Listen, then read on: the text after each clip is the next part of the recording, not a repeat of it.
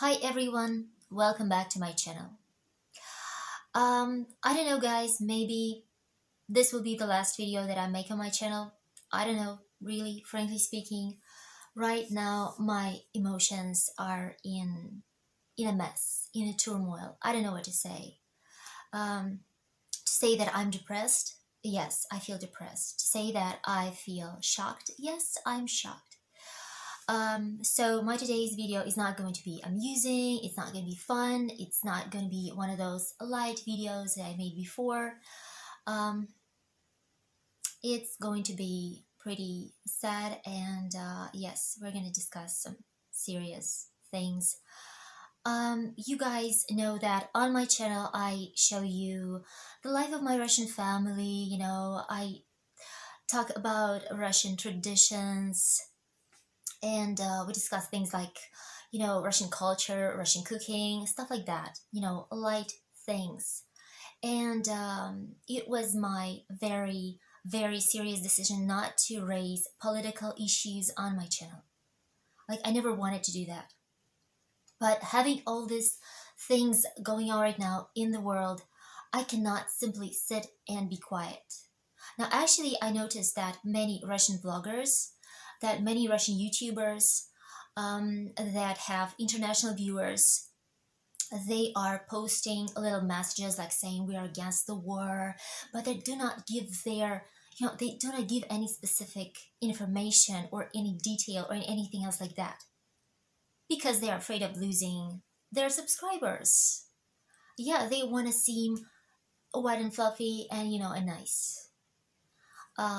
As for me, I truly understand, I fully understand that my today's video and the things that I'm gonna say might actually leave me with no subscribers, that people are going to unsubscribe from my channel.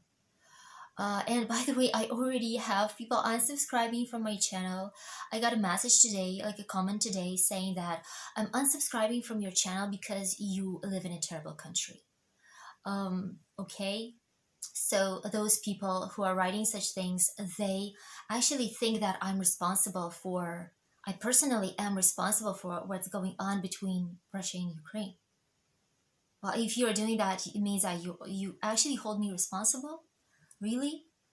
So I have some sort of an influence to change the situation somehow, or what? This is pretty this is pretty weird. But I understand what people are thinking. And of course, if you guys want to unsubscribe from my channel, well, okay, so let it be this way. I'm not going to insult you. I'm not going to curse you for doing that. This is your opinion. So you're free to do whatever you think you are right. Like, you are doing the right way. So whatever. So, okay, what is my position? How do I treat this whole situation? You know, guys, that I'm half Ukrainian because of my dad. My dad is 100% Ukrainian. And moreover, my grandparents, my Ukrainian grandparents and my non-Ukrainian grandparents, all of them lived in Ukraine. My mom, she was born in Siberia, and her parents moved to live in Ukraine when she was 6. So it means that my mom studied in Ukrainian school. She finished musical school in Ukraine. Then she was studying in a college, in a Ukrainian college that prepared teachers for the schools. So actually, she's like a professional teacher of the elementary school. So guys, I'm saying you all this so you would understand the situation in my family. So my parents got married in Ukraine. My older brother was born in Ukraine. I was born in Russia, but I was baptized in Ukraine. So what else can I say?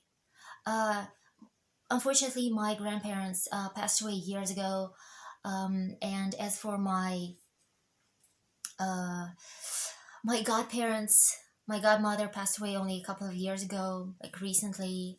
And all that I have left right now in Ukraine are the graves of the people who I loved and cherished. But I don't even know right now whether I would be able to visit their graves and pay respect to my ancestors. because of what's going on right now between our countries. Um, yes, it's difficult for me to. It's very, very difficult for me right now to actually say those things what I'm saying. I feel like I've been stabbed in the back with a knife and it's still there. And for 8 years, it's there in my back and it hurts.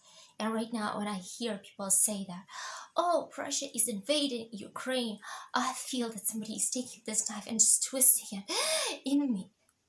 That's what I feel. Pain, fucking pain. And it's so unjust.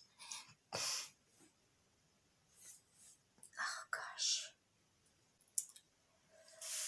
Yeah, I'm sorry for being so emotional, but really, I cannot stay without emotions. I'm emotional person by myself, in usual life. I'm emotional and I just cannot refrain from, I cannot hide my emotions right now.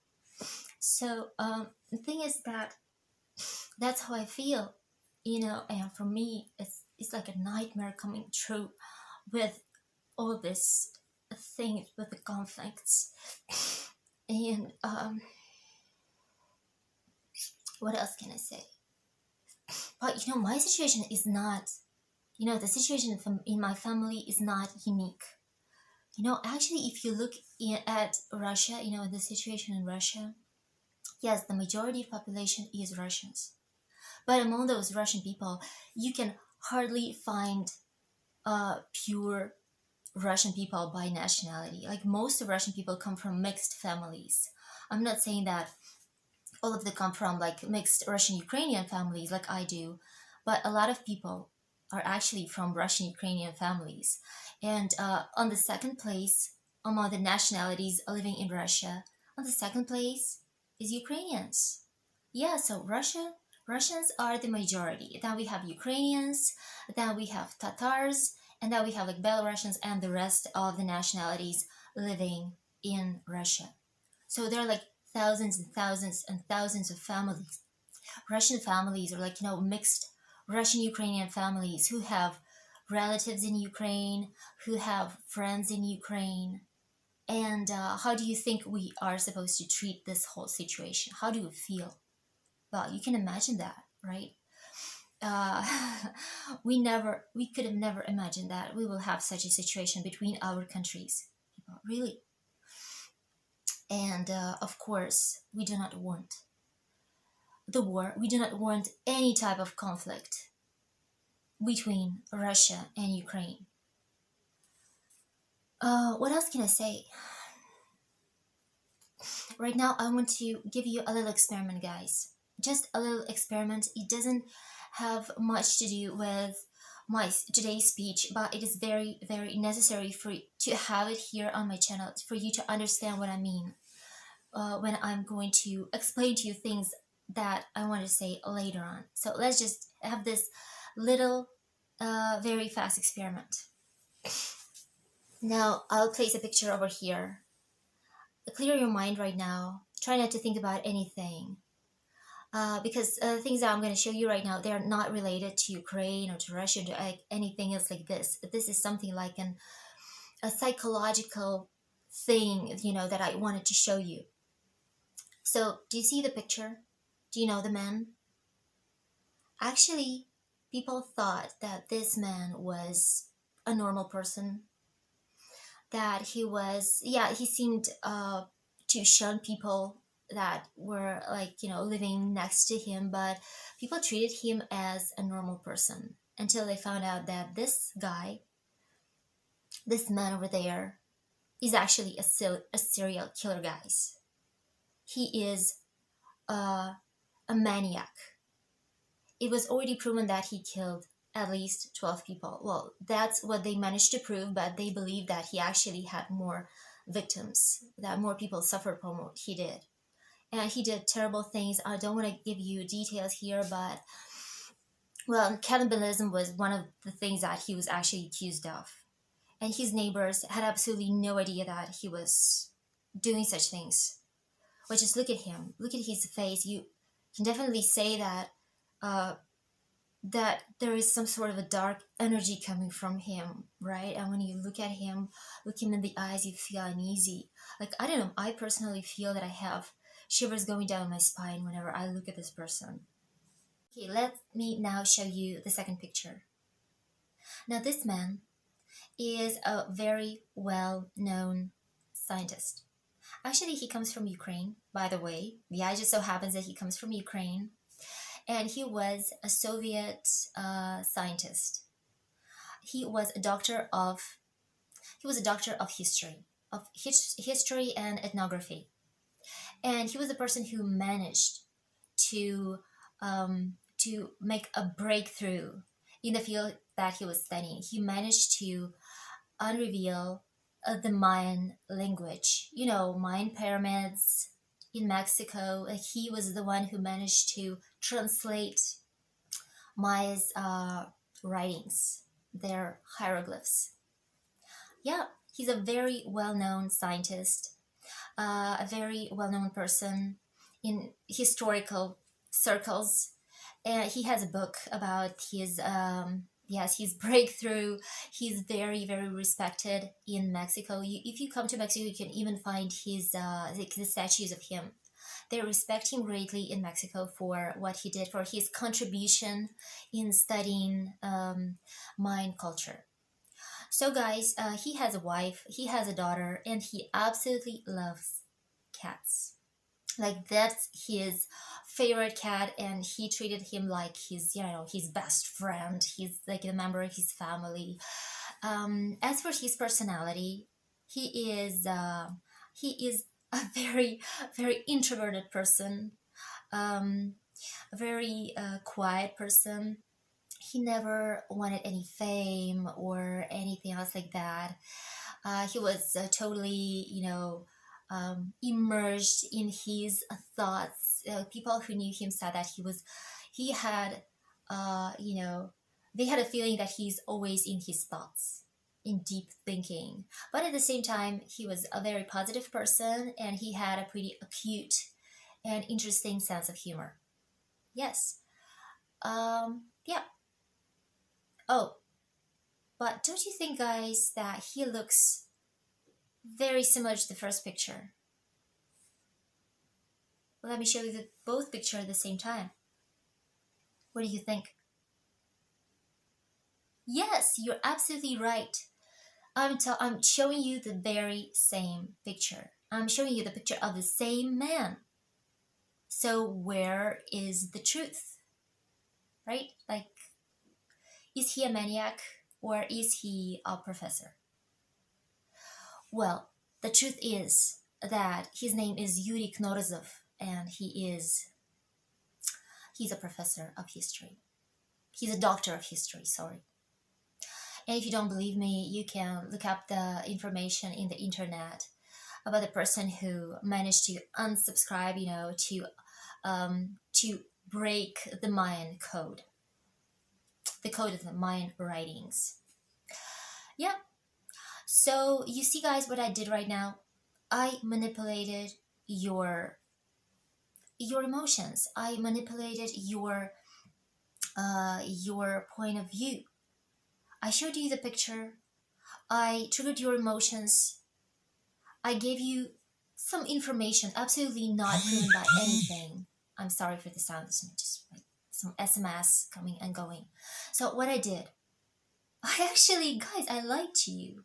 I made you think that he's a terrible person, that he's a very nasty and very vicious and cruel type of a psychopath. But the reality is that he's a normal person. He has a wife, and yes, he has a daughter, and yes, he has lots of friends, and yes, he's respected by everyone who knows him, who knew him. So why am I saying this to you right now? Because right now it seems to me, when I'm looking at the information that I get in Russia, that I'm looking at the information that I get from American channels, from British channels, it seems to me that I live in two parallel realities, that do not touch, that do not coincide. The information is absolutely different for what you hear living in, for example, in America or like in Europe, and from the information that I can see and I can get living in Russia. And the only question here is like, who's lying? Because you do understand that if you get absolutely different information, then that somebody should be lying. I don't want to give any conclusions here, guys, and I'm not going to give any conclusions for you here. But at times when we do not know what is true, we should turn our mind on and start thinking logically. So everybody is saying Russia invaded Ukraine. Okay, so that should be done for a specific reason, right? So it means that Russia is going to gain something, because you do understand that such decisions are not made simply. So we should gain something from this. There should be a reason for starting a conflict, right? There should be a reason for starting a war. So what's the reason for Russia? Okay, it's just because you do understand that such decisions are not made out of nowhere. Okay, so is Russia doing this because we want more territories? Look at the map. We have a lot of territories. So this is not about expanding our territories. Okay? Maybe Russia wants Ukraine to be a part of the Russian Federation, so that we would be able to raise Ukraine's economy up from its knees. Maybe you didn't know, but actually the situation right now in Ukraine for simple people is terrible. They are in a total economical crisis. It is a broke country. A broke country. People are trying to survive there. And this is what hurts me most, that I know that people there, like their situation is becoming worse and worse and worse with time, with years, as years go by. And the Ukrainian politicians are not paying any attention to that. They're not trying to help their population, to solve their problems, to improve the situation. All that they're doing is securing their political influence. They are securing their political power, and that's it. And they're using, yes, they are using all possible means to do that. The thing is that my parents, they still have a lot of friends in Ukraine. And they talk with them almost every day using the mobile phones, and over the Skype and the WhatsApp and the video calls and everything. They have a lot of friends. They still have friends. Like my mom, she still has friends from school in Ukraine, and she still communicates with her former neighbors in Ukraine. So guys, the information that I have is not from Russian social media. It's from those people, from real Ukrainian families. So that's what I'm talking to you about. Normal people, they never want conflicts. They never want wars. Remember this, guys. It's never the other way around, right? Maybe we want to have Ukraine, to get Ukraine because of the natural resources, of the coal that Ukraine has. Because Russia does have a lot of national resources. So this is not about national resources. So what is it about? About killing Ukrainians? But I just explained to you guys, we have a lot of Ukrainians. We have very tight, we have ties with Ukrainians. The problem is that Russian people do not see Ukrainians as strangers or like as foreigners. We treat Ukrainians as like our people, a part of our people. So it's not about killing. So it's not about hate or something else like that. Okay, let's deep further. What did Russia gain from invading Ukraine, okay? If you think that it really happened, what are the gains? Sanctions from Europe and America? That's what we gained. Then what? The declining of Russia's, position in solving international issues. And of course, the third one is the most important thing that we gained, is that we're actually going to lose, it seems that we're going to lose a possibility to sell our natural gas using the newly built Severny Potok, that a gas pipeline that goes in the northern seas right to Europe, we risk losing the opportunity to sell our gas, to earn money. So what do we get? We get sanctions, we lose our position in international politics, and we lose the opportunity to sell gas. Wow, it is so profitable for us to start a war. Don't you think that Russia is not the one who's going to profit from all this? From what people are made to believe is happening. So, right now, I know that many of you are going to shut off my videos right now at this moment. Guys, even if you think that I'm saying bullshit to you right now, don't shut off. Please watch till the end. At least for curiosity, so that you will be able to tell your friends later on that, those crazy Russians, what they say, what they think. They're saying this and this. Simply for that, please continue watching. Because right now, I'm going to tell you things that probably you're not going to be told in your mass media. Because as I can see it, the situation in the Western world right now, in America, in Europe, is such that you have one official opinion about things. That is your official position. And if you have a different position, that it means that you're crazy. There can be only one position, only one point of view. Yeah, the one that the boss made for you. And there's no other ways. There are no other points of view. Yeah, there's only one point of view, the right one. Okay, so let's dive a little bit deeper into the history of all this thing that is going on right now. 8 years ago, Ukraine was terribly unlucky to elect a president that wanted to be friends with Russia. Mr. Yanukovych. Yes, he was a person who wanted to be friends with Russia, to strengthen our economical ties, our cultural ties, our political ties between our countries, between Ukraine and Russia. And everything seemed so wonderful at that time. But unfortunately, there were countries in this world who never needed Russia to be friends with Ukraine. So what they did is that they sponsored Ukrainian radical nationalists to make something that we nowadays call Orange Revolution in Ukraine. They sponsored them to have a military takeover of the political, of the power in Ukraine.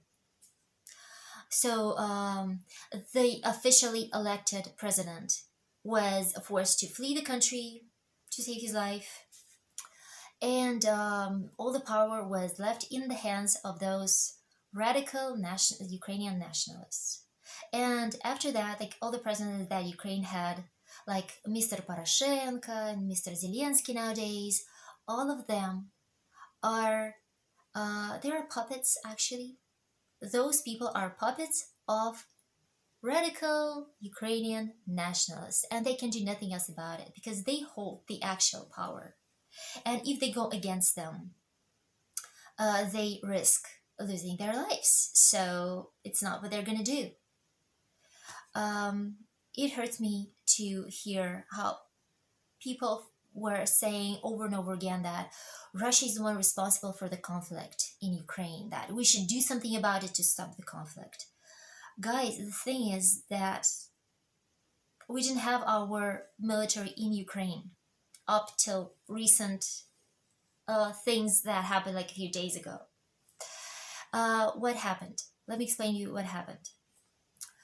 When the Ukrainian nationalists got the power, they began imposing their rules.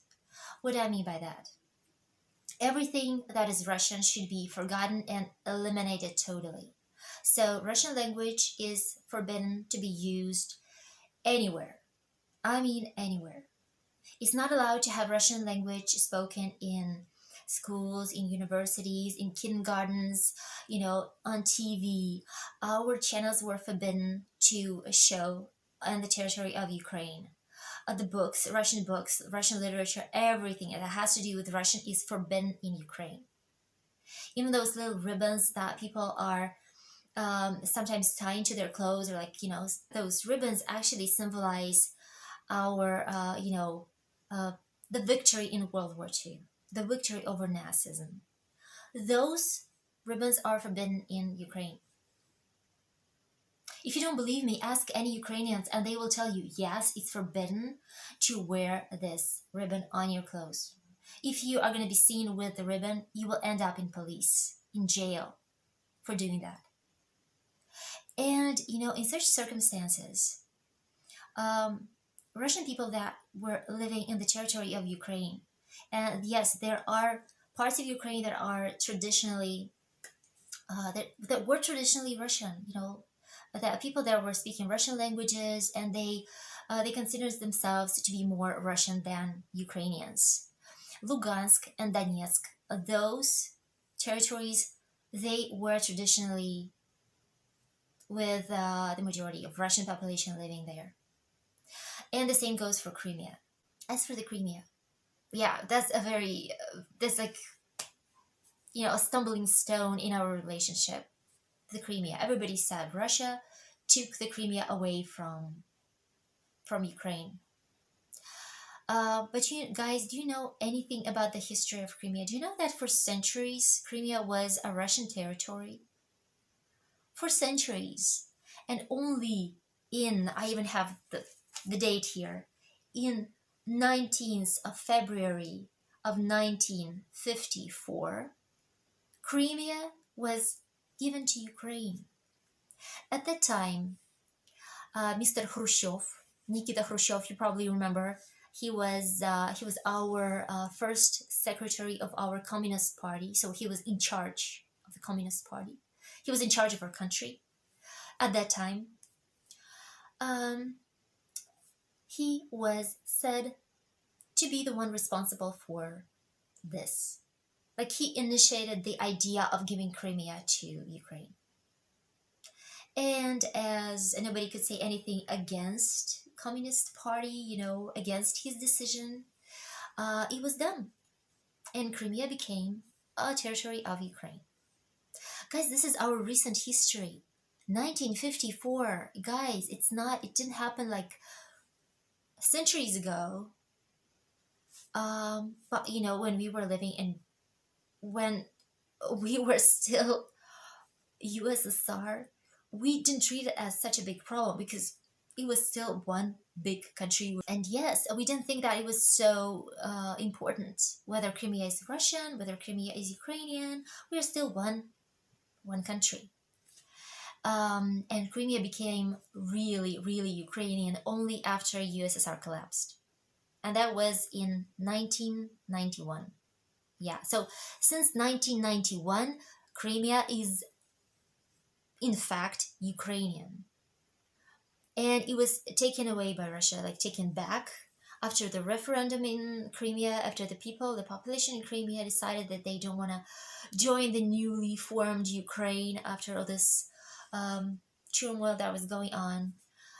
Yes, it was taken back into Russian Federation. When? In 2014. So actually, if you calculate the numbers, Crimea was Ukrainian for how much? For 23 years only. Now tell me, please, frankly, can a territory, like a certain specific territory, turn into being Ukrainian only after 23 years? This is impossible, guys. It was always Russian. So what to talk about? There's nothing to talk about this here. So, yeah. If Russia wouldn't take Crimea back into the Russian Federation, then people living in Crimea will have the same situation that people in Donetsk and Lugansk are now suffering. I'm sorry, guys, for the fact that my speech was so emotional and probably stumbly. What can I say? I just hope that the conflict that was on for 8 years, that it will end soon with a minimal amount of people getting hurt. Russia has absolutely no intentions of invading Ukraine or like bombing Ukrainian cities. All that is trying Russia is trying to do now is to gain back the territories of Donetsk and Lugansk and to keep those territories safe, to keep people living there safe. That is the main purpose of Russia right now, of the actions that Russia is taking right now. So if you're going to be hearing or like seeing videos with Russia bombing cities of Ukraine, guys, uh, we don't have reason to do that. But we have thousands of reasons not to do that. Just think about it, okay? Um, I don't know if this will be my last video or not, but the only thing that I want to say to you guys, when you see the information, when you get the information, please think about it. Think about the fact who is going to uh, get profit from this and who is going to be the losing part, the losing side. Okay, think if it's reasonable or not and make decisions yourself. Stay safe. I hope you will never experience what war is. You will never know what it is when your home is being bombed by someone while the rest of the world just watches and does nothing about it and just makes everything seem like it's not happening. I just hope you will never get such an experience in your lifetime. I wish you all the best, even though you probably hate Russia right now. Maybe you hate me, I don't know. But I still wish you all the best. Um, yeah, I'll be ending my video here, so just take care of yourselves and bye.